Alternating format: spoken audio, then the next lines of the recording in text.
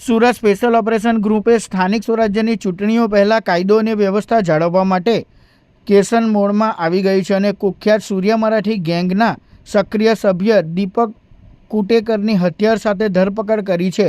Police તપાસમાં સામે આવ્યું છે કે ઝડપાયેલ આરોપી દીપક કુટેકર કોઈ સાધારણ ગુનેગાર નથી। તેની વિરુદ્ધ અગાઉ હત્યાની કોશિશ અને NDPS જેવા ગંભીર 16થી વધુ ગુનાઓ નોંધાઈ ચૂક્યા છે। તાજેતરમાં તેનો રિવોલ્વર વડે હાથમાં ફાયરિંગ કરતો એક વિડીયો સોશિયલ મીડિયા પર વાયરલ થયો હતો, જેના પગલે પોલીસ તેની પાછળ પડી હતી।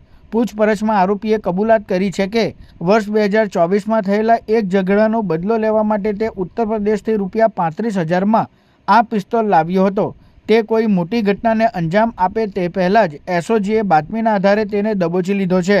SOGને એક બાતમી મળી હતી ને અગાઉ એક 3-1 મહિના પહેલાં એક જે આરોપી છે એને હવામાં ફાયરિંગ કરતો અમને વિડીયો મળી આવેલો હતો। તો એના અનુસંધાને અમારી ટીમ સતત વોચમાં હતી। એ દરમિયાન એક આરોપી જે છે દીપક કુટેકર કે જે સૂર્ય મરાઠી ગેંગનો છે, એ ગઈકાલે પિસ્તોલ સાથે પકડાઈ ગયો છે, જેની કિંમત 35,000 છે। અને એની પૂછપરછ દરમિયાન એણે જણાવ્યું કે એને અગાઉ હિતેશ સોલંકી કરીને વ્યક્તિ છે એની સાથે દુશ્મની ચાલતી હતી, એટલે રોહિત ઉર્ફે મુન્ના દૂધ મારફતે આ જે પિસ્તોલ છે એ લાવેલો।